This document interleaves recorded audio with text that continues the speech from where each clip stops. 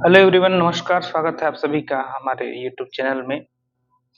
आज मैं कक्षा 11 का एक चैप्टर क्लासिफिकेशन या वर्गीकरण शुरू करने वाला हूँ।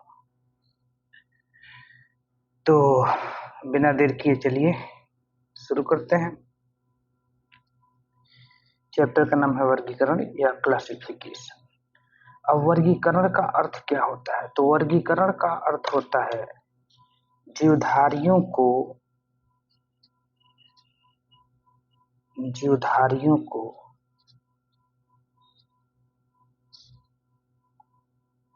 जीवधारियों को उनके कुछ विशिष्ट लक्षणों के आधार पर लक्षणों के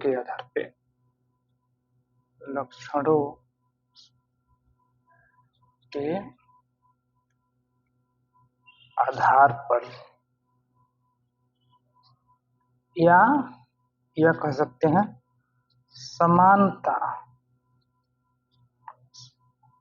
समानताओं तथा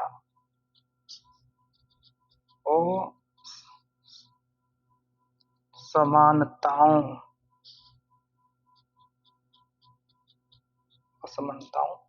के आधार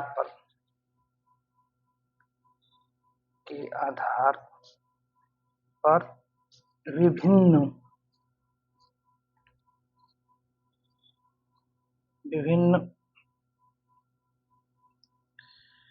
समूहों में बांटना।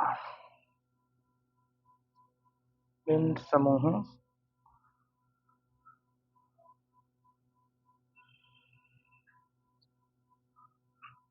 में बांटना ही वर्गीकरण कहलाता है। वर्गीकरण या इसको कह लें क्लासिफिकेशन कहलाता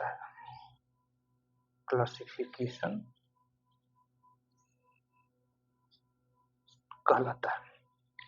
अब वर्गीकरण को यदि सीधे शब्दों में समझा जाए तो जीवधारियों का बंटवारा उनके कुछ विशेष लक्षणों के आधार पर है। जैसे समाज में भी विभिन्न प्रकार के ये कर्म के आधार पे जातियों का बंटवारा हुआ है।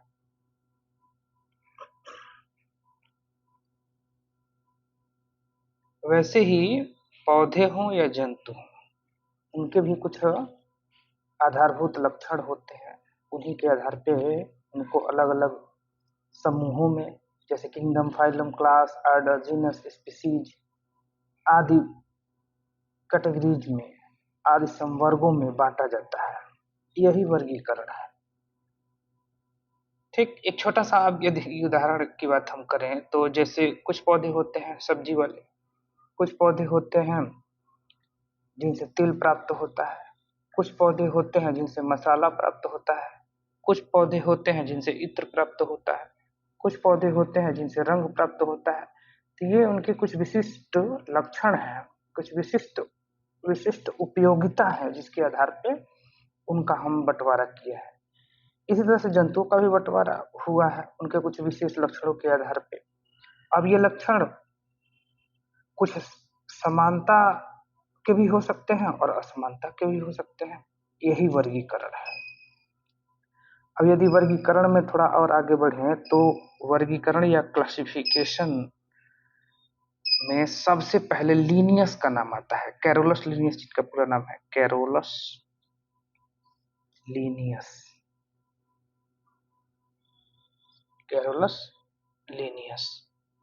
लीनियस साहब क्या किए कि जीवधारियों को, जब जीवधारी की बात की जाए तो प्लांट और एनिमल दोनों की बात होती है।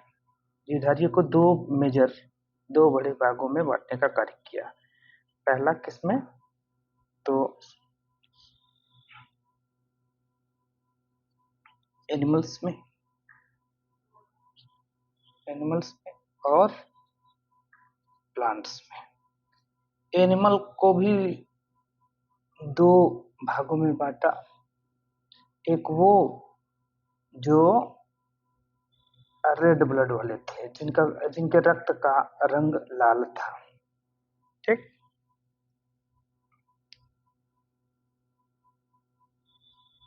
रेड ब्लड वाले। और एक वे जंतु जिनके ब्लड का रंग लाल नहीं था। ठीक है, blood is not red, blood is not red. अब प्लांट में ये बताए कि कुछ हर्ब होते हैं, हर्ब माने इन्हें शाकीय पौधे कहते हैं। कुछ श्रब होते हैं, श्रब श्रब इनको झाड़ी कहते हैं। कुछ क्या होते हैं, ट्री होते हैं, ट्री को वृक्ष कहते हैं। वृक्ष में एक मोटा सा तना होगा। हर्ब जो होंगे इनके स्टेम बड़े टेंडर होंगे, बड़े कोमल होंगे, बड़े मुलायम होंगे।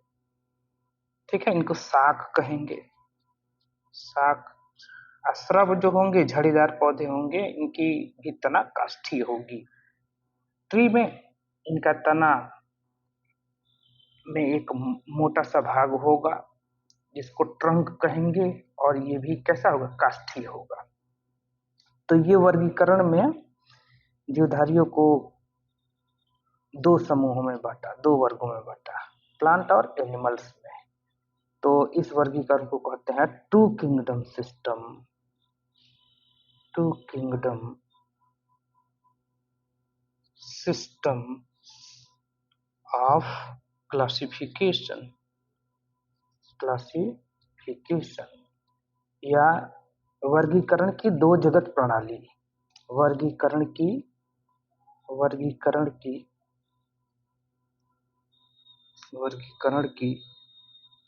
दो जगत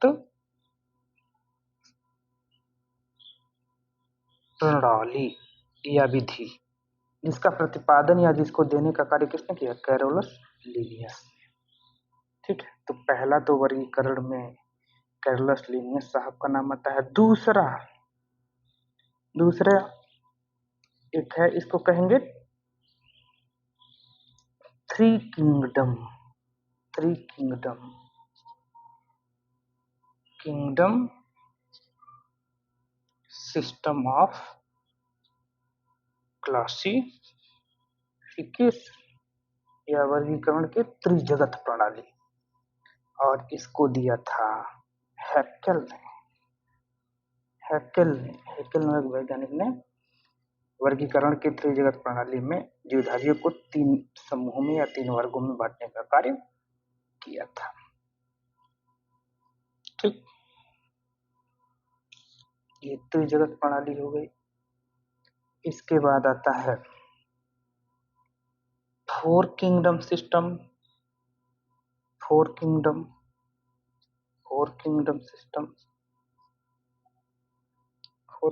system of classification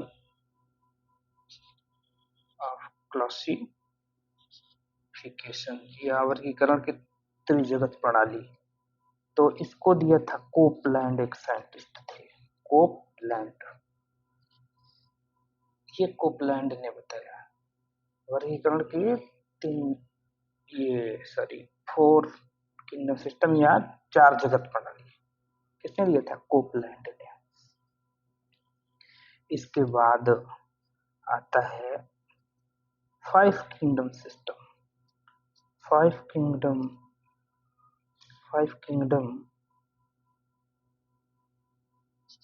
system of classification.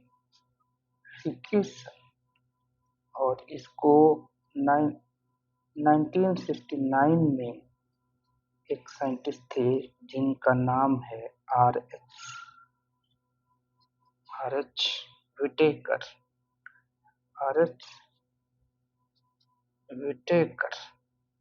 इन्होंने ही दिया। तो हम बात कर चुके हैं two kingdom system of classification, Linnaeus ने जिसका प्रतिपादन किया, थ्री किंगडम सिस्टम जिसका प्रतिपादन या जिसको बताने का कार्य हैकेल ने किया, फोर किंगडम सिस्टम जिसको बताने का कार्य कोपलैंड ने किया, और फाइव किंगडम सिस्टम इसको प्रतिपादित किया R.H. व्हिटेकर ने 1969 में। ठीक है, इन्होंने जीवधारियों को कितने भागों में बांटा? 5 भाग में। तो वो कौन कौन है? तो पहला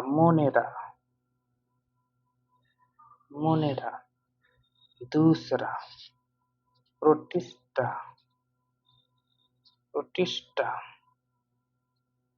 तीसरा फंजाई, चौथा प्लांटी, लास्ट है एनिमेलिया। अब देखिए मोनेरा में जो जीवधारी हैं, मोनेरा में जो जीवधारी रखे गए हैं वो सभी के सभी कैसे हैं? प्रोकैरियोट्स। ये जीवधारियों का एक विशिष्ट समूह है जिसमें सुविकसित केंद्रक नहीं पाया जाता है, यानी अविकसित कोशिकाएं होती हैं। इसमें bacteria, blue green alga, bacteriophage, viruses आदि आते हैं। प्रोटिस्टा में सब लोग जानते हैं यूनिसेलुलर ऑर्गेनिज्म आते हैं। प्रोटिस्टा में क्या आते हैं? ये एक कोश की जीवधारी आते हैं, यूनिसेलुलर ऑर्गेनिजम्स आते हैं, एक कोश की जीवधारी आते हैं। फंजाई में, फंजाई कवक को कहते हैं, ये आप जानते हैं एक्लोरोफिलस,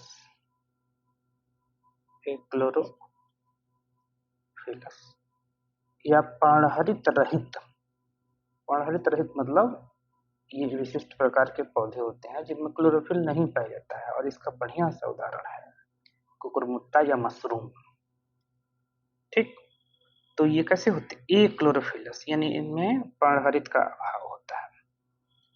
ठीक है, आगे करेक्टर इनका बताएंगे हम अलग अलग। प्लांटी में अब तो फंजाई को अलग कर दिया, तो प्लांटी में फंजाई को छोड़ के पौधों के जितने ग्रुप आते हैं उन सबको प्लांटी में रखा गया है। ठीक है, एनिमेलिया में प्रोटिस्टा की बात हो गई है, इसको अलग परिवार में रख दिया गया है। तो प्रोटिस्टा को छोड़ के जितने जंतुओं के परिवार आते हैं उन सबको डिस्कस किया जाएगा। तो चलिए इसके बाद हम आगे और बढ़ते हैं। एक वर्गीकरण का एक और विधि बताया गया और वो है 6 kingdom system of classification. 6 kingdom system of classification या वर्गीकरण की 6 जगत प्रणाली। अब ये जो व्हिटेकर साहब का वर्गीकरण है उसी में थोड़ा सा परिवर्तन कर दिया जाएगा तो वो 6 जगत प्रणाली हो जाएगा। इसको प्रतिपादित किसने किया? तो कार्ल वूज है। कार्ल वूज, कैंडलर और विलिस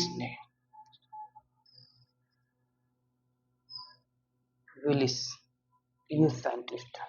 तो स्पेलिंग देख लीजिए भाई, वैज्ञानिकों का नाम बड़ा टेढ़ा होता है। 6 kingdom system of classification was given by Carl Woese, Kandler and Willis. इसमें क्या बताया? तो जैसे 5 किंगडम सिस्टम में हमने पहला जो नाम लिया था वो किसका लिया था? मोनेरा का, जिसमें प्रोकैरियोट रखे गए। तो प्रोकैरियोट को 6 किंगडम सिस्टम में 2 भाग में बांट दिया गया। किसमें भाई? तो पहला बांट दिया गया आर्कीबैक्टीरिया,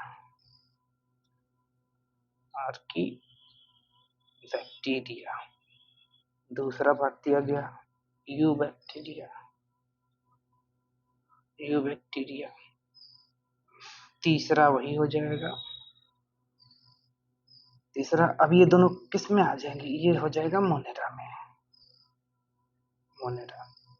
इसके बाद फिर नाम आता है प्रोटिस्टा, प्रोटिस्टा। चौथा हो जाएगा क्या? फंजाई। पांचवा हो जाएगा, पांचवा क्या हो जाएगा? मोनेरा, प्रोटिस्टा, फंजाई, इसके बाद प्लांटी, और लास्ट हो जाएगा एनिमेलिया।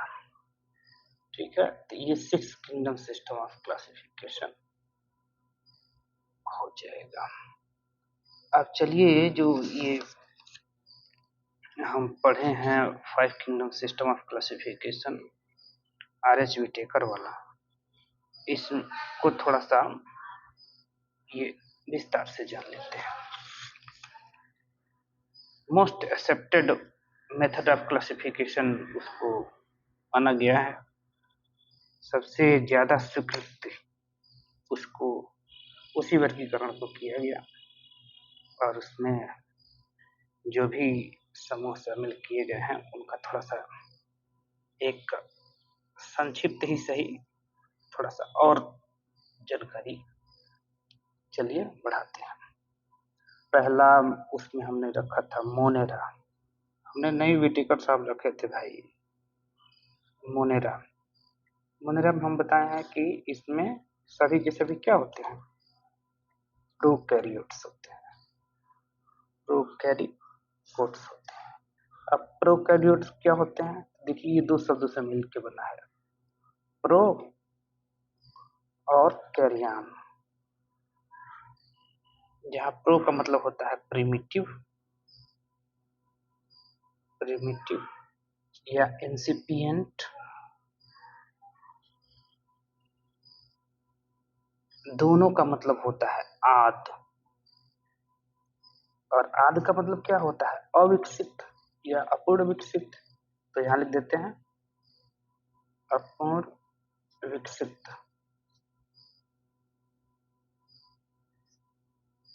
कैरियन का मतलब होता है न्यूक्लियस या केंद्रक, यानी प्रोकैरियोट्स में वे जीव रखे गए हैं जिनमें केंद्रक पूर्ण विकसित नहीं होता है। कैसा होता है? आध होता है या अपूर्ण विकसित केंद्रक होता है। ठीक है, तो पहला तो प्रोकैरियोट जो ऑर्गेनिज्म होते हैं, प्रोकैरियोट जीवधारी होते हैं, उनका लक्षण यही होता है कि उनमें पूर्ण विकसित केंद्रक का अभाव होता है, पूर्ण विकसित कोशिकांगों का अभाव होता है, उसमें राइबोसोम 70S पाया जाता है, हिस्टोन प्रोटीन का अभाव होगा, आदि आदि कैरेक्टर होते हैं। ठीक है, और इसका उदाहरण है, मोनेरा का उदाहरण क्या है? बैक्टीरिया। ये एग्जाम्पल लिख लेते हैं, एग्जाम्पल क्या हो जाएगा? बैक्टीरिया,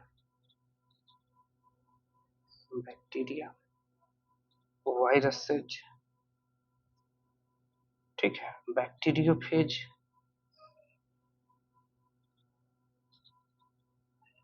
फेजेज, ठीक है, बैक्टीरियोफेजेज,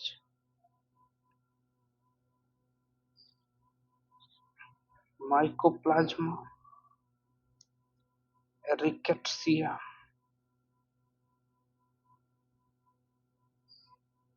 रिकेट्सिया, रिकेट्सिया, और blue green alga, blue green algae, या इनको नील हरित शैवाल कहते हैं, शॉर्ट में BGA। अब ये बीजीए जो होते हैं इनको साइनोबैक्टीरिया भी कहते हैं, या नील हरित शैवाल को क्या कहते हैं? साइनोबैक्टीरिया। और इनको रखा गया है जिस परिवार में, उस परिवार का नाम है साइनोफाइसी या मिक्सोफाइसी, साइनोफाइसी या मिक्सोफाइसी परिवार में रखा गया है। किनको? ब्लू ग्रीन एल्गा को। इनको और किस नाम से जानते हैं? तो साइनोबैक्टीरिया। क्यों? क्योंकि बैक्टीरिया लाइक कैरेक्टर या जीवाणु के समान कुछ लक्षण ये शो करते हैं। देखिए कुछ साइनोबैक्टीरिया या ब्लू ग्रीन एल्गा जो होते हैं वो फोटोसिंथेटिक कर रहे हैं, नाइट्रोजन फिक्सिंग फिक्सिंग नेचर के होते हैं, यानी नाइट्रोजन का फिक्सेशन भी करते हैं। ये डबल टी नाइट्रोजन का फिक्सेशन करते हैं। क्यों करते हैं? क्योंकि इनमें एक विशेष प्रकार का आर्गन पाया जाता है जिसका नाम है, क्या नाम है? हेट्रोसिस्ट। हेट्रोसिस्ट। और ये बात किसने बताया? तो एक साइंटिस्ट थे जिनका नाम है फे नाम के एक साइंटिस्ट थे। इन्होंने ही पहले बताया था कि ब्लू ग्रीन जो एल्गा होते हैं वो नाइट्रोजन का स्थिरीकरण करते हैं या नाइट्रोजन का फिक्सेशन करते हैं। करते क्यों हैं? तो करते इसलिए क्योंकि उनमें एक विशेष प्रकार का अंग पाया जाता है जिसका नाम हेट्रोसिस्ट है।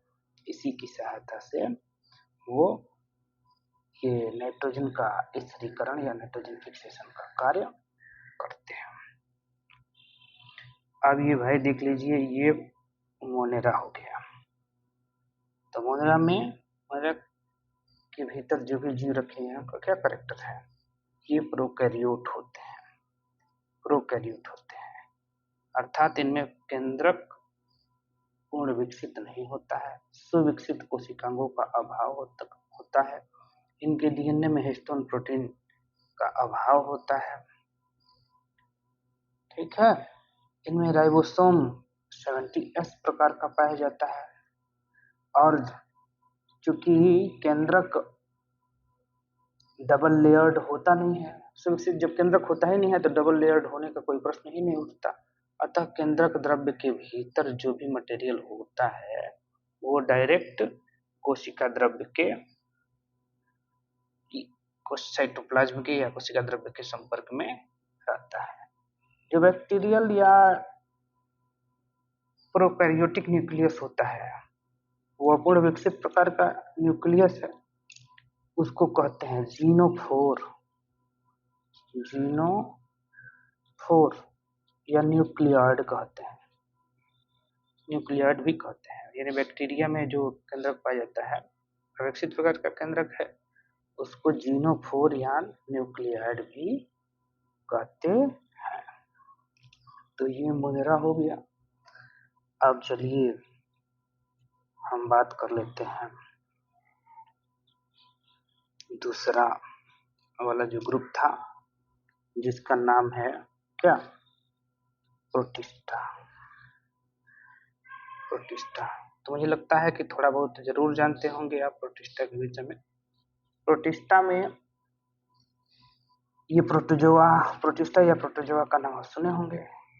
इसमें ये जंतुओं का एक परिवार है जिसमें जो जीव रखे गए हैं वो सब के सब कैसे होते हैं? यूनिसेलुलर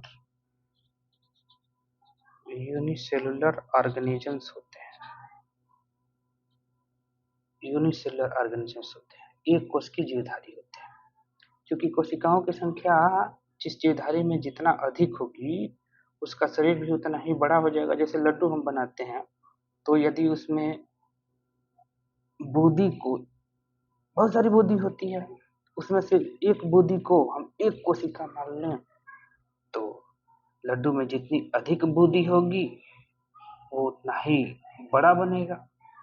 लड्डू में जितना ही कम बूंदी होगी उतना ही छोटा बनेगा। उसी तरह से यदि जीवधारी के शरीर में कोशिकाओं की संख्या कम होगी तो वो छोटा होगा। जैसे चींटी के शरीर में कोशिकाओं की संख्या कम होती है इसलिए वो छोटी होती है, लेकिन हाथी के शरीर में कोशिकाओं की संख्या ज्यादा होता है इसलिए वो क्या होता है? बड़ा होता है। ठीक। यानी जिस जीवधारी के शरीर में जितना ज्यादा कोशिका वो उतना ही विशालकाय, और जिस जीवधारी के शरीर में कोशिकाओं की संख्या जितना ही कम वो उतना ही छोटा। और जिस जीवधारी के शरीर में सिर्फ और सिर्फ एक ही कोशिका है वो तो इतना छोटा होगा कि खुली आंख से देखा ही नहीं जा सकता। खुली आंख से मतलब बिना किसी यंत्र की सहायता से उसको नहीं देख सकते। उसको देखने के लिए विशेष प्रकार के यंत्र की जरूरत पड़ेगी जिसको हम कहते हैं माइक्रोस्कोप या सूक्ष्मदर्शी। तो प्रोटिस्टा के अंतर्गत जो जीव रखे गए हैं, जो ऑर्गेनिज्म रखे गए हैं, वो सब के सब कैसे होते हैं? यूनिसेलुलर, एक कोश की, यानी उनके शरीर में कोशिकाओं की संख्या एक ही होती है। जैसे ये, इसमें कोशिका एक ही है, ये यूनिसेलुलर कहलाएगा। ऐसे में कोशिकाएं कई हो गई तो ये मल्टी सेलुलर है, बहुकोश की हो गया। ये बहुकोश की हो गया, ये क्या हो गया? एक कोश की। तो प्रोटिस्टा के अंदर जो जीव रखे गए हैं सब के सब कैसे होते हैं? एक कोश की, यूनिसेलुलर। जब यूनिसेलुलर होंगे तो क्या होंगे? माइक्रोस्कोपिक होंगे, माइक्रोस्कोपिक भी होंगे, यानी उनको खुली आंख से देख पाना संभव नहीं है। उनको देखने के लिए विशेष प्रकार के यंत्र की जरूरत होती है। खुली आंख से मतलब ये नहीं कि अब आंख बंद करेंगे तब दिखेगा। खुली आंख से मतलब ये हुआ कि बिना किसी विशेष यंत्र की सहायता से उनको देख पाना संभव नहीं है। नहीं तो बच्चे अर्थ लगा लेते भैया खुली आंख से नहीं देख पाते, इसका मतलब आंख मूंद के देखना पड़ेगा। तो इसका ये मतलब बिल्कुल नहीं है। पहला करेक्टर, ऑर्गेनिज्म कैसे होते हैं? यूनिसेलुलर, एक कोश के होते हैं, माइक्रोस्कोपिक होते हैं। और एक बहुत ही मजेदार बात बताते हैं, जो जीवधारी जितना ही सिंपल प्रकार का होगा, जितना ही उसकी शारीरिक बनावट साधारण प्रकार की होगी, उसके अंदर के आर्गन, उसके अंदर की फंक्शनिंग या कार्य प्रणाली उतनी ही सरल प्रकार की होगी। जो जीवधारी जितना ही जटिल होगा, उसके शरीर के भीतर होने वाली क्रियाएं भी उतनी ही जटिल होंगी। क्योंकि प्रोटिस्टा के भीतर जो जीवधारी रखे गए हैं वो सब के सब कैसे होते हैं? सिंपलेस्ट, ये भी पॉइंट लिख लेते हैं, सिंपलेस्ट ऑर्गेनिजम्स होते हैं ये सिंपलेस्ट ऑर्गेनिजम्स होते हैं। तो सिंपलेस्ट होते हैं तो इनके भीतर डाइजेशन हो गया, न्यूट्रिशन हो गया, रिस्पायरेशन हो गया, जितनी जैविक क्रियाएं होती हैं, जितनी जैविक क्रियाएं होती हैं, जैविक क्रियाएं,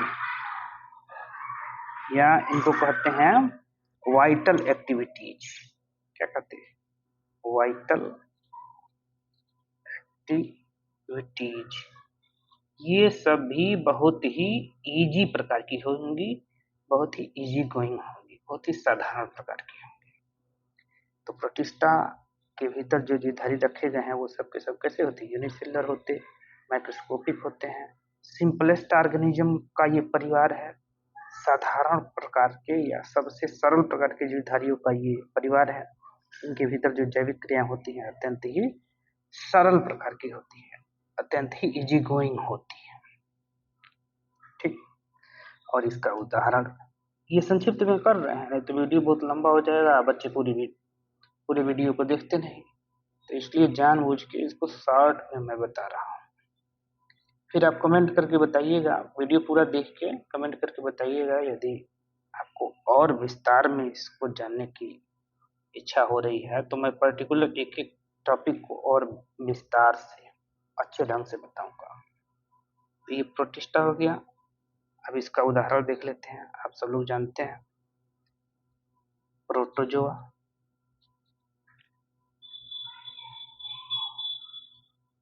अमीबा। अब ये कुस्की रखे गए हैं ना, तो ये क्लेमाइडोमोनास भी हो गया। ये सवाल है, क्लेमाइडोमोनास। ठीक, ये सभी एक्सेट्रा और भी बहुत सारे हैं। ये सब हो गया प्रोटिस्टा के जीवधारी। ठीक, अब तीसरा जो ग्रुप आता है, तीसरा वो क्या है? पहला मोनेरा हो गया, दूसरा प्रोटिस्टा हो गया, तीसरा फंजाई, या इसको कहते हैं कवक। कहीं कहीं फफूद भी लिखा होगा, कंफ्यूज मत होइएगा, बात देखिए।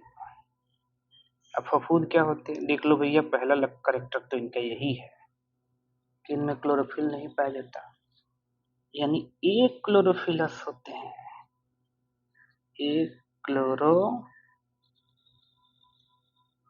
होते हैं।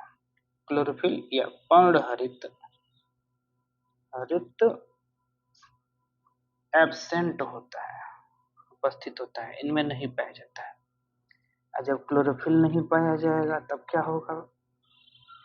तब ये प्रकाश संश्लेषण कर पाएंगे? नहीं कर पाएंगे, यानी नॉन फोटोसिंथेटिक होते हैं, नॉन फोटोसिंथेटिक होंगे, अप्रकाश संश्लेषी होंगे, यानी इनमें प्रकाश संश्लेषण की क्रिया देखने को नहीं मिलेगी। ठीक, तो पर्णहरित नहीं होता है, यानी क्लोरोफिलस होते हैं, इनमें प्रकाश संश्लेषण की क्रिया नहीं होती है, यानी नॉन फोटोसिंथेटिक होते हैं। और जब प्रकाश संश्लेषण की क्रिया नहीं होगी तो ये अपना भोजन खुद बना पाएंगे? नहीं बना पाएंगे, यानी ये ऑटोट्रॉफ नहीं होंगे, स्वपोषी नहीं होंगे। कैसे होंगे? परपोषी या विषमपोषी होंगे। तो मोड ऑफ न्यूट्रिशन या भोजन ग्रहण करने की विधि जो इनमें होगी वो कैसा होगा? हेटेरोट्रॉफिक, हेटेरोट्रॉफिक ये मोड ऑफ न्यूट्रिशन होगा, मोड ऑफ न्यूट्रिशन होगा। यह भोजन ग्रहण करने की विषम पोषी विधि या विषम पोषण, विषम पोषी होंगे, विषम पोषी भोजन जो ग्रहण करने की इनकी जो विधि होगी विषम पोषी होगी। विषम पोषी का मतलब ये हुआ कि ये अपना भोजन किसी दूसरे जीवधारी से लेंगे, यानी दूसरे पे ये डिपेंडेंट रहते हैं भोजन लेने के लिए। ठीक है, भोजन के लिए दूसरे पे आश्रित रहते हैं। तो इस तरह से भोजन ग्रहण करने की विधि को कहते हैं विषम पोषण या विषम पोषी प्रकार की भोजन ग्रहण करने की विधि। तो फंजाई कैसे होते हैं? ये क्लोरोफिलस होते हैं, नॉन फोटोसिंथेटिक होते हैं, हेटेरोट्रॉफिक होते हैं, और इनमें जो सेल वॉल होता है, सेल वॉल जो होता है वो काइटिन का बना होता है। तो काइटिनस सेल वॉल होता है, काइटिनस सेल वॉल होता है, काइटिनस सेल वॉल होता है, काइटिन का सेल वॉल बना होता है। अगला बिंदु क्या हो जाएगा? इसमें स्टोर्ड फूड मटेरियल जो होगा, स्टोर्ड फूड मटेरियल या संचित भोज्य पदार्थ, इनके शरीर के भीतर जो भोजन एकत्रित रहता है वो किस फॉर्म में रहता है? तो ग्लाइकोजन के रूप में, ग्लाइकोजन या ऑयल ड्रॉपलेट के रूप में, ड्रॉपलेट्स के रूप में, तेल की बूंदों के रूप में या ग्लाइकोजन के रूप में। ठीक है, ग्लाइकोजन जंतुओं का भी स्टोर्ड फूड मटेरियल होता है। ठीक है, अब इनमें देख लीजिए भाई, ये रिप्रोडक्शन किस तरह से होता है? तो रिप्रोडक्शन वेजिटेटिव भी होता है, वेजिटेटिव या कायिक, इसको सोमैटिक भी कहते हैं, सोमैटिक कायिक प्रकार का, कायिक प्रजनन या कायिक विधि द्वारा होता है। इसमें क्या होता है? शरीर ही डिवाइड होकर के कई भागों में बढ़ जाता है और जितने भाग हुए उतने इनके नए रूप तैयार हो जाते हैं या इनकी नई पीढ़ी उतना तैयार हो जाती है। ठीक है, जैसे गुलाब वगैरह में, गन्ने में पौधे को काट के छोटे छोटे टुकड़े में लगाया जाता है, जितने टुकड़े थे उतने नए पौधे बन जाते हैं। तो इस तरह से पौधे के शरीर को ही काट करके उसी जीवधारी के समान अन्य जीवधारियों को बना देना, यही क्या है? कायिक प्रजनन है या सोमैटिक रिप्रोडक्शन है। अच्छा, दूसरा मेथड क्या है? Asexual reproduction, asexual reproduction, reproduction या अलैंगिक, अलैंगिक प्रजनन, अलैंगिक प्रजनन, अलैंगिक प्रजनन में क्या होता है? इसमें स्पेशल प्रकार की या विशिष्ट प्रकार की कुछ संरचनाएं बनती हैं जिनको स्पोर कहते हैं। तो स्पेशल टाइप ऑफ स्पोर्स का निर्माण होता है, विशिष्ट प्रकार के बीजाणुओं का निर्माण होता है। स्पोर्स माने बीजाणुओं का निर्माण होता है, जिनके द्वारा संख्या वृद्धि होती है या प्रजनन की क्रिया होती है। और इन स्पोर्स का उदाहरण है कोनिडिया।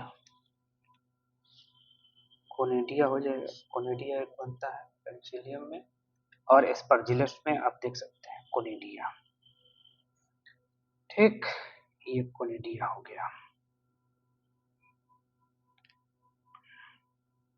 ठीक है, और भी है, टेलिटोस्पोर बनता है, इक्निसियोस्पोर, एसियोस्पोर, ये आपका बनता है वो पक्सिनिया एक फफूंद है उसमें बनता है। तो अनेक प्रकार के बनते हैं, ये विशेष प्रकार के स्पोर जिनके द्वारा प्रजनन होती है। अब लैंगिक प्रकार का भी प्रजनन होता है, sexual type of reproduction, sexual type of reproduction. तो इसमें मेल फीमेल दोनों की जरूरत होती है। अब प्लांट में ही, प्लांट का ही कुछ संरचना या हाइफी जिसको कहते हैं, वो डिटेल में जब बताएंगे तब समझ में आएगा। मेल की तरह काम करने लगता है और कुछ फीमेल की तरह। अब इनकी सहायता से आगे की पीढ़ी बढ़ती है, तो इस प्रकार के प्रजनन को सेक्सुअल रिप्रोडक्शन कहते हैं। अब उदाहरण फफूंदों का देख लें तो पक्सिनिया, पक्सिनिया, फिर से पेजाइजा, पेजाइजा, सेप्रोलिग्निया, यार है सेप्रोलिग्निया, सेप्रोलिग्निया हो गया। मशरूम या कुकुरमुत्ता, मशरूम हो गया, मशरूम हो गया। तो पक्सिनिया हो गया, ये पेनिसिलियम हो गया, पेनिसिलियम जिससे एक एंटीबायोटिक प्राप्त किया जाता है जिसका नाम है पेनिसिलिन, और इसका खोज किया था अलेक्जेंडर फ्लेमिंग ने 1928 में। इसके बाद है कोलिटोट्राइकम, कोलिटोट्राइकम,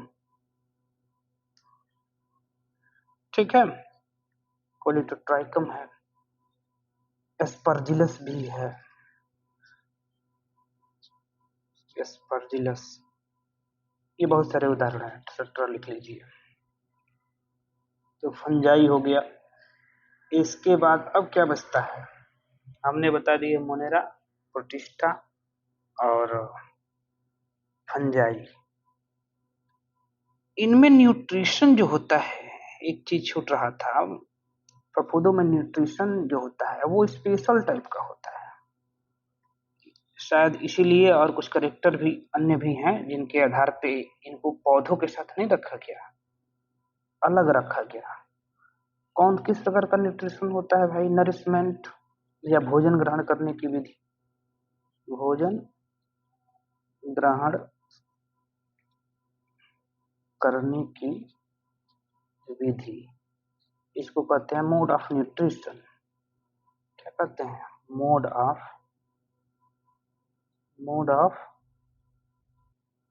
न्यूट्रिशन। तो कैसा होता है, एब्जॉर्प्टिव मोड ऑफ न्यूट्रिशन होता है, भोजन ग्रहण करने की जो विधि होती है एब्जॉर्प्टिव।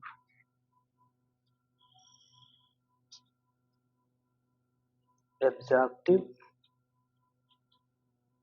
मोड ऑफ न्यूट्रिशन होता है,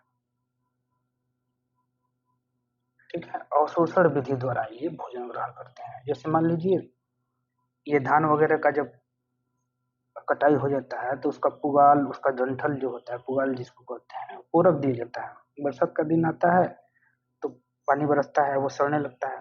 अब इस पे छोटे छोटे फफूंद छत्ते में से आप देखे होंगे मशरूम वगैरह का उग जाता है। अब ये क्या करते हैं, इस पे एक विशेष प्रकार के एंजाइम का श्रावण करते हैं, सिक्रेशन करते हैं, जो इस मटेरियल में उपस्थित जो भोज्य पदार्थ होता है, यानी ये जो पुगाल है, इसके शरीर के भीतर जो भोज्य पदार्थ होता है इनके लायक, उनको लिक्विड फॉर्म में बदल देता है और डायरेक्ट अपने बॉडी सरफेस से ये क्या कर लेते हैं, उसको अवशोषित कर लेते हैं या खींच लेते हैं अपने शरीर में, और अपने भोजन की आवश्यकता की पूर्ति कर लेते हैं। तो इस तरह से भोजन ग्रहण करने की विधि को ही कहते हैं absorptive mode of nutrition. Absorptive ये आ रहा है, एब्जॉर्प्टिव मोड ऑफ न्यूट्रिशन ये। तो ये विशिष्ट प्रकार का ये भोजन ग्रहण करने की विधि इसमें पाया जाता है। अब ये फंजाई हो गया। अब प्लांटी, जल्दी जल्दी बता देते हैं, वीडियो ऐसे लंबा हो गया, बच्चे उबासी लेने लगते हैं जब वीडियो लंबा हो जाता है। तो इसलिए हम बहुत संक्षिप्त चाह रहे हैं, लेकिन अब चूंकि ये टॉपिक ही बहुत इंटरेस्टिंग है, इसमें काफ़ी चीज़ें हैं बताने के लिए, तो थोड़ा सा बड़ा हो जाएगा। धैर्य रख के पूरा वीडियो जरूर देखिएगा, और वीडियो देखने के बाद लाइक जरूर करिए, चैनल को सब्सक्राइब करिए, और कमेंट में ये भी बताइए आपको वीडियो कैसा लगा, और भविष्य में आप किस तरह की वीडियो देखने का उम्मीद करते हैं। ठीक है, ये भी कमेंट में हमको जरूर बताइएगा। तो प्लांटी की बात हो जाए, प्लांटी। अब प्लांटी में देखिए भाई, प्लांटी में तो बहुत सारे हैं। प्लांटी में थैलोफाइट पढ़ा जाता है, थैलोफाइट्स, थैलोफाइट्स। इसके बाद ब्रायोफाइट्स, ब्रायोफाइट्स पढ़ा जाता है। इसके बाद टेरिडोफाइट पढ़ा जाता है। अब संक्षिप्त में ही बताएंगे, वीडियो काफी लंबा हो जा रहा है। टेरिडोफाइट्स बाद में अलग अलग का सब हम अलग अलग वीडियो बनाएंगे। आप चैनल पर बने रहिएगा, चैनल को सब्सक्राइब कर लीजिएगा, बाद में आपको नोटिफिकेशन मिलेगा इसका। तो थैलोफाइट, ब्रायोफाइट, टेरिडोफाइट, इसके बाद जिम्नोस्पर्म, जिम्नोस्पर्म्स, और लास्ट में पढ़ते हैं एंजियोस्पर्म्स।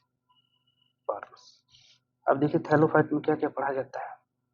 थैलोफाइट में पढ़ा जाता है एल्गी, एल्गी, एल्गी माने शैवाल।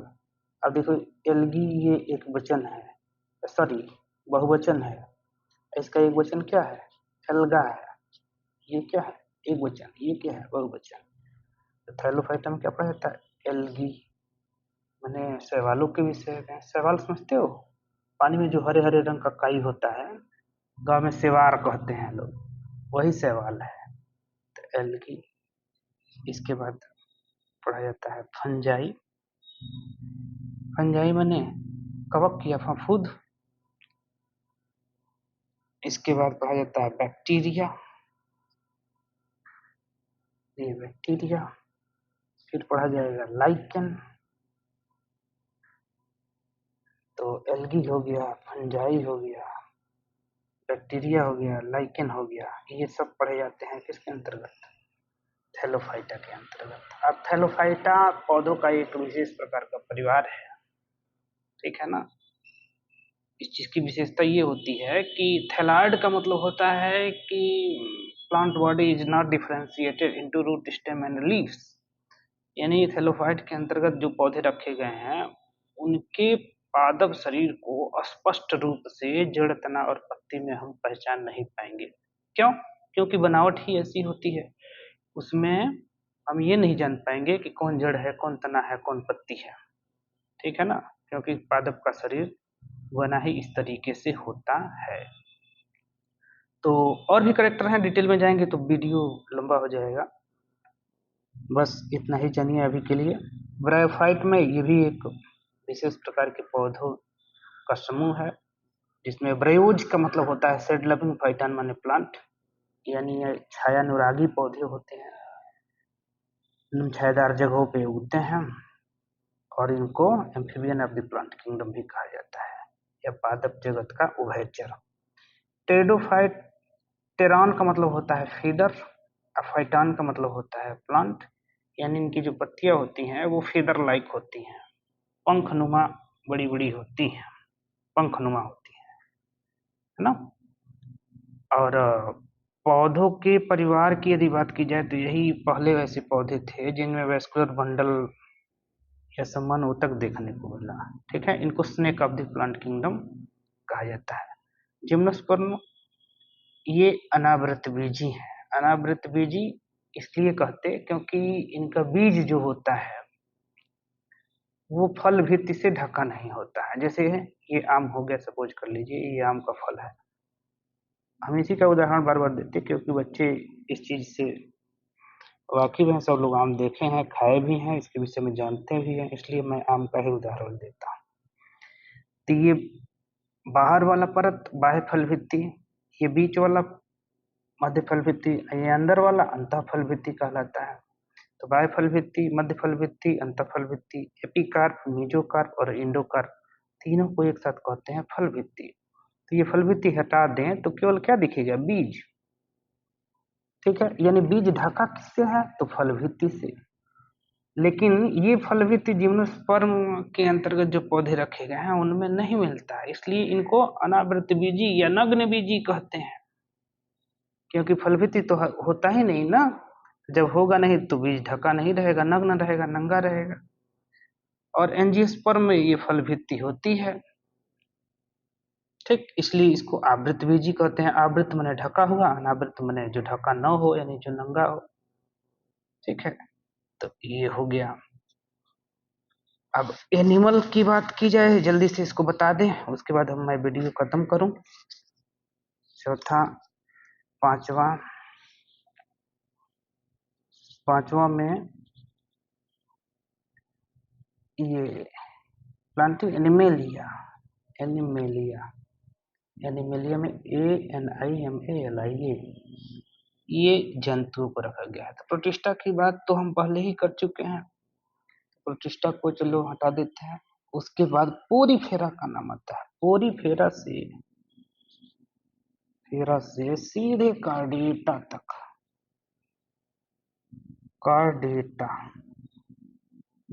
कार्डेट्स तक। और कार्डेट में भी विशेष रूप से मैमल्स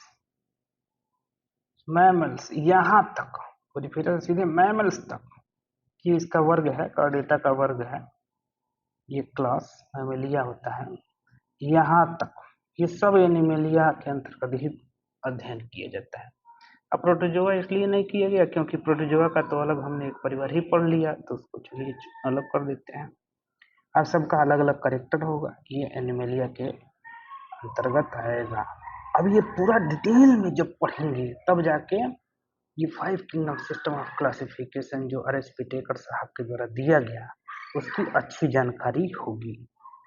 अब विटेकर साहब ने अपना वर्गीकरण किस आधार पे किया, उसका बेसिस क्या था, आधार क्या था? तो पहला सेल स्ट्रक्चर था। सेल स्ट्रक्चर,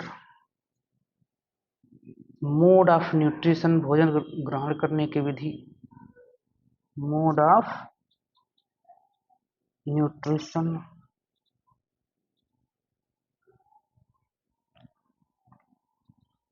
और उसका फाइलोजेनेटिक